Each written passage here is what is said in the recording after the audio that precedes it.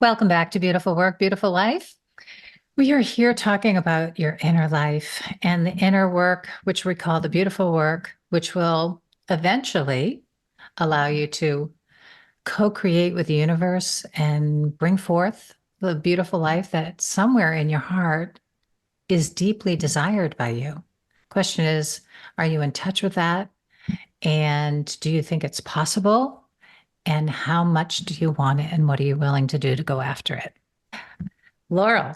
Such good questions right off Woo. the bat. Right off the bat, right?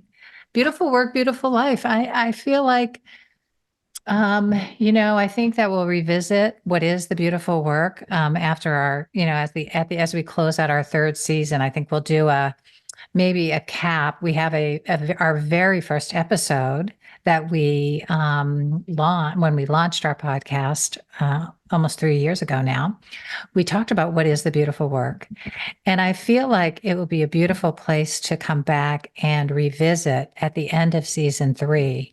After we've talked so much about the beautiful work, I feel like looking at it from a perspective after you've maybe done more work, visited more work, and all the possibility that can come, from doing our beautiful work. So I think I'd like to do that, Laurel. Are you on board with me for that Yeah. one? Yes, I'm on board. You Okay, know, and everybody, look for that one in July. Yeah. it's so interesting because sometimes we do kind of get into the beautiful work. We're doing the work without really kind of that bigger picture of what is the importance of the work, right? Yeah. Yeah. Like what is the work all about? Yeah.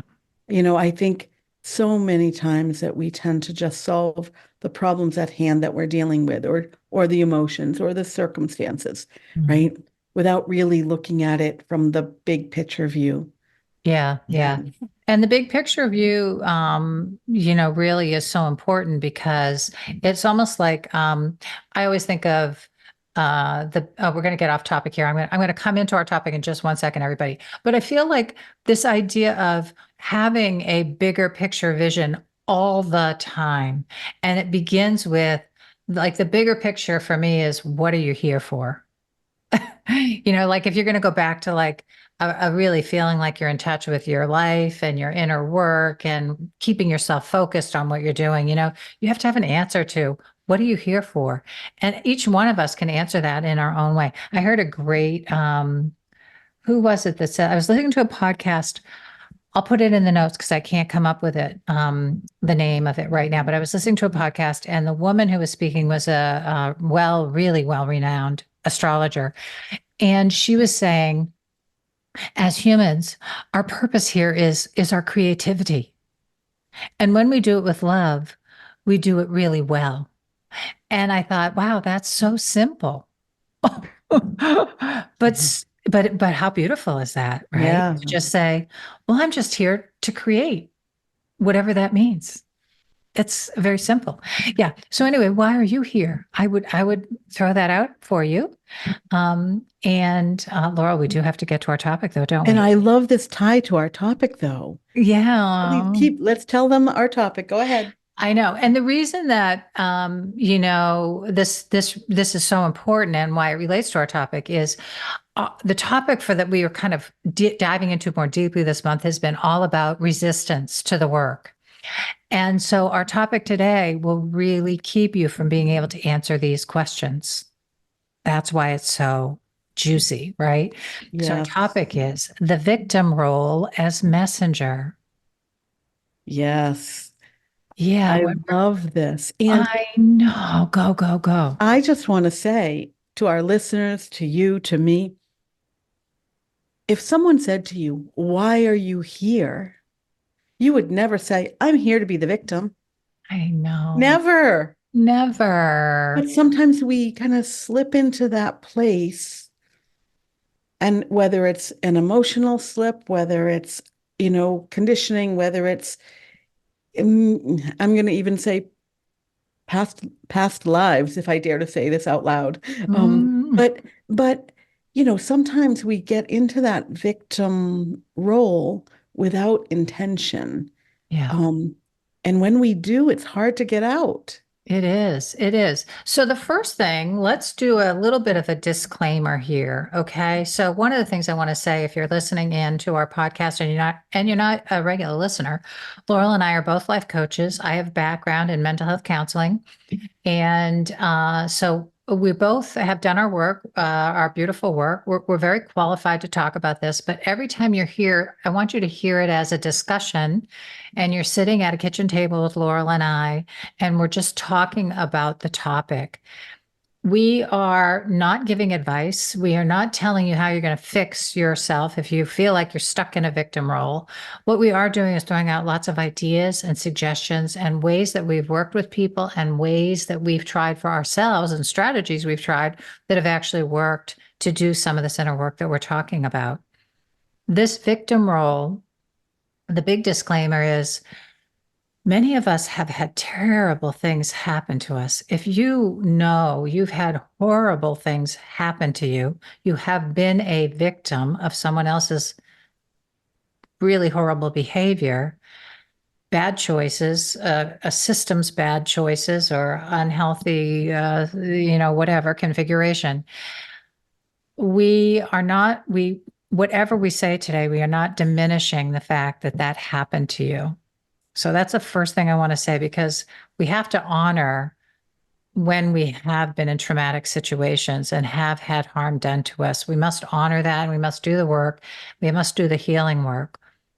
The thing is, if we stay in that place, we then are almost abusing ourselves after a while by staying there and not figuring out, not getting the help we need, or not figuring out how to rise above that and not be locked into that one story for the rest of our lives. It's true. And I mean, Yeah. that's so important to remind our listeners, because when we are a victim Mhm. of a situation, a circumstance, someone else's behavior, there are so many resources to help us through that. Yeah. And, when we perceive ourselves to be a victim in a lighter, in a less, um, I don't want to say damaging. There's no good way to say this, but Traumatic, I a guess. less, Yeah. right? I think Even that's safe. Yeah. less traumatic. You know, it's hard to even get out of that because our own perspective keeps us, locked into place. Mm. But just as with bigger traumas, less traumatic victimhood, there's resources out there to help people Yeah. get through that. Yeah. Yeah. And if you are feeling like you are stuck in a victim space, or you know that you're locked into a story of something really terrible that happened to you and you haven't been able to get beyond it, I just encourage you to really go get the help that you need. And there's so many really good resources. Yes, there are some resources that aren't good, that you could end up being re-victimized or feel like you're re-traumatized. And so we have to be really careful, about our choices and who we work with. First and foremost, you want to make sure somebody has some specialization, shall we say, in trauma work, and so that they know how they can actually help you move forth, right? And I think that having done, so much deeper work and worked with clients that oftentimes are stuck in a victim role, it's really important to do the energy work along with it, that nervous system work. It's mental health, and just talk counseling can only take you so far. There really has to be some of the other nervous system work. If you have a really good counselor, some of that will happen while you're in session, and with some of these different kind of treatments like EMDR and tapping. But you really want to think about how you need some specialty help too. Yeah, Yeah, sure. yeah. Yeah. So let's talk about, this idea of, if you're not doing, or, getting the help that you need, or you are stuck in a story, right? It's really important that you see that victim role, that archetype, that you're kind of stuck in that archetype of that. Why did this happen to me? How did this happen to me? Only bad things happen to me. Whatever the thing is, the line, right, that you're stuck in, as a resistance to actually doing the work that it would take to move beyond that and feel empowered and empower yourself to feel like you're not there anymore and you are able to do other things and live the life you want to live. Yeah. And you know what was just coming up for me when you were talking about that resistance? Sometimes, at least in my experience, the resistance shows up when it's something that is meant for me, but it's not what I planned, right? And Mm. so the victim role, I have a great example in my corporate career when we had the company went through a merger. There were three departments that including the one I was in, formed into one department. Territories were shifted, responsibilities, and all of that. And I ended up being located I had a territory that was an hour and 15 minutes from my house in a part of the state I had never been to, and I did not want to be there. Mm. Small towns, not big problems. I just saw this as this is not what I planned. This is not what I want. And I was in that role for, say, over 6 years. Wow. Yeah. But looking back on it, I felt so much resistance. And I had the stories of why did they assign me here? My skill set is, better suited for bigger cities. I had so many stories in my head, Mm. um, including that I was typically agreeable and I would tolerate being assigned to a place that was so far from home. So lots of stories that looking back on it were victim stories, right? I was the victim in this story. Um, and come to find out, those 6 years in my job were some of the best of my career. Huh. The relationships, the lessons, the professional growth, and so that's what I think about. Like sometimes um, the victim role, as a messenger, like just gives me now pause when I feel resistance and I see myself as something happening to me. Yes. I look and think, what if I was curious about this situation? I wonder what goodness this is going to bring to my life. Yeah, I think that's so key. That's a great. So let's have that be like one of our first journaling prompts or explorations for anybody who's wanting to like see where they are, right, in their situation. And so the beginning might be to look at it, right, and say, what is happening? What do I think is happening to me here that I don't want or I feel like feels out of my control. So just Yes. beginning to like notice that, right? As the beginning, because if we don't take that part and really get clear on it, it's almost like the victim can go kind of underground and be like, Yes. just poking away at us without us really taking a hold and saying, wait a minute, hold on, I'm going to slip in to a deep victim place if I'm not careful here. So the beginning is just noticing what you think is happening to you and feels out of your control. Yes. And I love that as a starting point because, often, I mean, I would never admit that I played the victim role ever, Yeah. right? Wasn't who I thought I was. So, when you think about that under the surface, while I wouldn't have called myself, a victim, my thoughts under the surface were all about things happening to me that were out of my control. Yeah. So Yeah. that's a really good question. It is. It is. And I feel like it's kind of, it'll take us also to the place where, um, if you're wise, from there you go to, well, what is in my control in this situation? And oftentimes we don't even go there at all, That's right. do we, Laurel? No, Yeah. no, right? And then Yeah. and then the stories about why something's not in our control, right? It Yeah. really does it just reminds me that the stories of things happening to us and the lack of control Hmm. really come down to our choices. They right? always do. They Right? always Like, do. But that's a hard, I know, I know we have to grow. It's like literally you have to keep growing our comfort zone to keep expanding our responsibility zone. It's like our comfort zone and our responsibility zone are growing together, yes, actually, you know? yes. Yeah, if we're And wise. and it's so interesting because, when I think about that situation, it was during that time that I worked in that job is when I was first introduced to network chiropractic. And my first chiropractor, Rich Gorsuch, he gave me a a writing exercise after one of my sessions, and asked me to think of a situation that I was storing in my body. It was something that happened to me, and I was holding it, and the energy was there in my throat chakra. And he asked me not what it was, but he asked me go home and think about, write, instead of it happened to you, right? You write the circumstance in what I call factual, maybe non-adjective language. Just the Um, facts, ma'am. just the facts. No flowery, one-sided Yep. blind spot here. Yep. Um, and and write. So you write the situation that happened, and then you write, it happened for me, and write about the good things that came out of that situation or good things that have happened in your life because of that situation.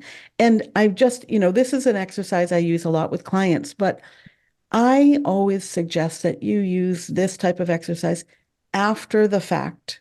You know, tying it to the hindsight is 2020, right? Mhm. I mean, I've used this writing exercise over my first marriage ending in divorce. My mom dying when I was less than 33, right? She was only 55. Those terrible things that happened to me, right? Journaling about they happened for me and being able to recognize and witness the goodness that came out of those situations is a really big journaling exercise. Really big. Yeah. Yeah. And with some trauma, we won't be able to have that happen until maybe we've really, really recovered and maybe we've found our voice and now we're an advocate for other victims, or I mean, sometimes it's a long journey, right, to get from a severe trauma to anything that seems like something good came out of it. And Yes. so just beware, go move cautiously with that one. But I would say for everybody, the really powerful exercise there, no matter where you are on your journey, is what is the story that's stuck in you, right? What is the story and where is it in your body? Where are you Yes. storing it in your body? Oh gosh. Because that just begins to allow you to get fully in touch with how you're holding it. And that might open up some big ahas there, in terms of curiosity around why are you continuing to hold it? Why are you putting it there in your body? Does that seem like it's a safe place? Does it seem like it's a place where, or maybe that's a place where you get aches and pains all the time. You didn't even realize it, like there could be some aha moments with that one. So I would highly encourage that Definitely one. aha moments when you start realizing the energy of your experiences, the past experiences and trauma, and where you hold them in your body. Yeah. I now have been doing the energy work and the inner work enough to know that the stories I hold in my throat chakra, they all have a theme. They all have the common thread, right?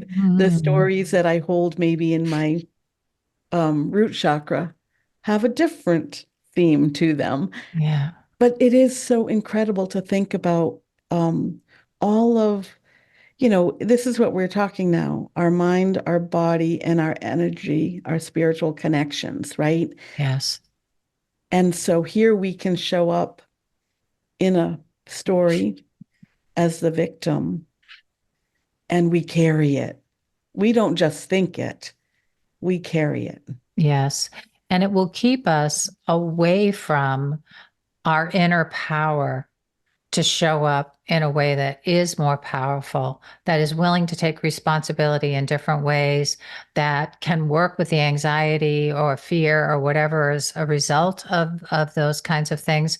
And so just the movement, right, to notice that you're in the victim role, to see it as a messenger, that there's inner work to do, right? The message is there's inner work to do.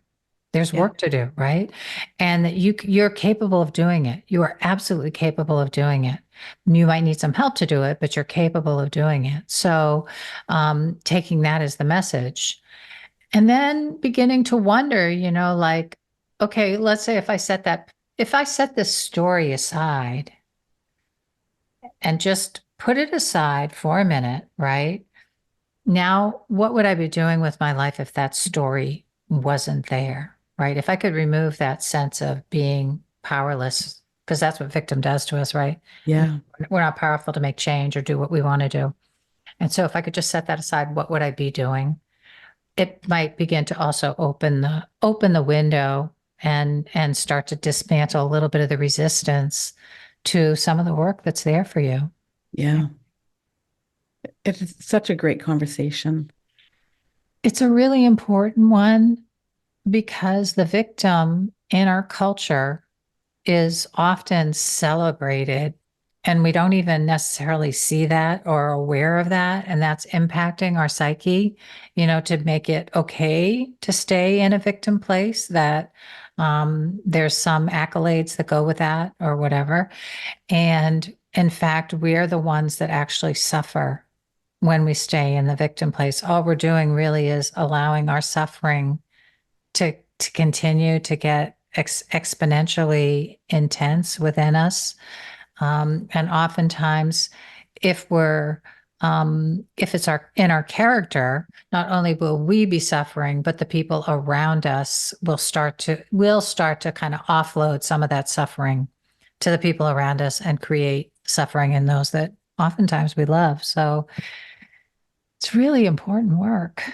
And one of the things I've just lost this question that was just coming through so big for me. Mm, Um, when you think about the suffering, as you were speaking into the suffering that we endure, yeah. right? We suffer during an actual circumstance in which we were a victim. And then we hold that victim role or that victim story. And Mhm. that is the story that becomes kind of cemented in our being. Yeah. And we cause ourselves more suffering by carrying that story, right? Right. Right. And And living it. Yeah. and living it. And so, when you think about celebrating or holding a special place for, you know, a victim, right? Um, maybe it's that there are protections, maybe that there are um allowances, right? Mhm. So how can you transition from knowing I will be more free, I will be taking back my power if I can shift that story? How do you do that? Well, the first thing is it okay to be powerful? Right. Oh, yeah. So let's not forget even just the simple equation of if I'm powerful and a person more powerful than me made me a victim. If I become powerful, am I going to do that as well? Right. And so we sometimes equate power with being the abusive person or being the abusive one or being the tormentor. Right. And so we have to find also the good examples of people that live their power well, right? Which is to me, why we do the podcast, why we talk about this endlessly, why I wrote the books I wrote, right? It's about seeing that when we really get in touch with our own inner power and we use it as a creative force and we use it to make life more good, more beautiful, right? That's the example that we want to see when we equate power with ourselves, right? We don't want to think, oh, if I'm powerful, I'm going to do bad things in the world. We want to go, wow, if I'm powerful, I can do good things that I want to do in the world. Well, even thinking about decision making, right? The Yeah. power. So, um, because as you were talking about that, I was thinking about, especially I'm going to go back to the corporate years, right? But when we work for other people or when we're in relationship with other people, we perceive power to be decision making, right? Mhm. We perceive the power to be the control, right? You Mhm. know, Authority. Yeah. authority. Absolutely. We Mhm. even see this as children as we're growing up, especially in our teenage years with, parenting or other authorities in our life. So you think that those that have power have the ability to do those things, Yeah. right? Make the decisions, have the control. Yet we want to make the decisions of our own lives, and we want control over our own lives. Right. We don't want others to have the authority over us. Yet we give away our power for Right. fear that we're going to be the evil powerful and not the responsible powerful. So I Right. think that's really incredible to kind of see those threads between our psyche of how we interpret that power. Right, right. And responsibility, how we interpret responsibility, because that word came slipping in there too towards the end. Yes. And I feel like that's oftentimes um kind of can be a loaded, word with people, or it can be a word that is thrown around really lightly. And yet I think responsibility is like a really big word. And when we're talking about all of this, right, is to we never want to take responsibility for the way that we have been victimized in the world. We don't want to take responsibility for someone else's behavior, for the unhealthy systems that we might have experienced. But we do want to take responsibility at some point for choosing how we're going to respond to all of those things that have happened to us and for us, right? With others. And we want to make sure that we're exercising our responsibility. When we don't exercise our responsibility is when we slip into again a sense of victimhood. And it's easy to do that when you're scared to take the responsibility because it seems like it could end up being a bad thing. Yeah. And that's the slippery slope that our mind can keep us in the loop of victimhood with, right? So much to think about here. There's a lot to think about here. So I would say, as another journaling prompt, as you do some exploration, right, is what in your life do you not like to take responsibility for? Where in your life might you be walking away from responsibility? Where do you hear from others, oh, that's your responsibility? And do you really believe that's your responsibility? Have you been given responsibility for other people's things and you now have a bad rap and you don't like anything about responsibility because you knew inside yourself that was your responsibility, not mine? Right. So Yeah. yeah, I mean, it could be a complex equation for you depending on what your history is. Yeah. Yeah. It's But don't not do it. That's what we're here to say. Don't not yes. do it. Right. Right. I mean, it does, this topic in particular, just even for me, feels messy, right? It is Feels like messy. if, Yeah. and so, that resistance that we're talking about all month might just show up right from the get-go, like, oh, I don't even want to examine where I've played the victim before, right? Because, Yeah. because, or where I don't take responsibility, or where I take too much responsibility. And I mean, And that's even, I've been known to take too much responsibility and then perceive myself as the victim of too much responsibility. right. And so really we victimize ourselves when we do that. Yes, I mean, yes, having done right. that myself, I finally realized, wait a minute, I did this to myself. Why am I complaining to them? That's right. That's right. Yeah. Yeah. So, I mean, this topic is big. Yeah. And I really think that just the simple starting point that you mentioned earlier, right? I mean, there's some really good journal prompts that we've just given through here Yeah. and and not doing the work, because it is messy and it's difficult.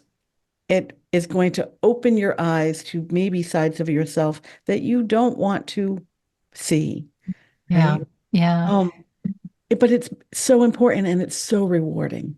It can be so rewarding and it can be so freeing. I mean, ultimately, for me, I always come back to whatever beautiful work I've done and really done it and gotten to the other side. It always has felt like more and more liberation, more and more freedom, even though it's more and more responsibility for my own life and for myself. But you grow into that where you get more comfortable going, I can handle that responsibility. I can handle that, because it comes Yeah, step by step with the work, right? And yeah, it's also um so much about like being okay that life can be hard sometimes. I think in the culture that we live in, if you're not careful and you're listening to just certain types of things, you start to think that life is supposed to be really easy, right? And that's one of the things from the beginning that we've often threaded through this whole thing is beautiful work, beautiful life. It doesn't mean when you have your beautiful life, everything's going to be easy. Nothing's going to be hard ever again. It's all going to be, a piece of cake, whatever. And that's not the picture we're trying to paint. What we're trying to say is you will have a beautiful life. You'll still have problems. You'll still have grief that you'll have to get through. You'll still have your own pain of whatever experiences are. But but you also get to enjoy the beauty of life. And so often with clients, I see they just stay in the suffering and they never get to the beautiful part too. And so I really, our wish for so many people is to just get in and do this beautiful work, really get to the place where you start having those experiences of how life can be beautiful as well as yeah. filled and painful and all the other things that is what it means to be a human and taking on a life here in the world. That's right. Yeah. And what else are you here for other than to be a human? Yeah. Yeah. I know. Well, Laurel, I think we could probably have an entire season talking about this topic. Yes, for And sure. For sure. there's so If much anybody, there. yeah, and if anybody has questions or feels like they're left with questions and they have anything that you want us to come back and revisit from the show, please let us know because we will absolutely do that. Because again, wherever you are with it, wherever your struggle is, if we haven't addressed it, but you've got a question around it, send it our way and we will chime right in and give you what we've got on it, so to speak. That's right. Our Yeah. experience, our opinions, our perspective. Yeah, Yeah. all of And that. maybe a suggested strategy or two that you can try. Yeah. That's right.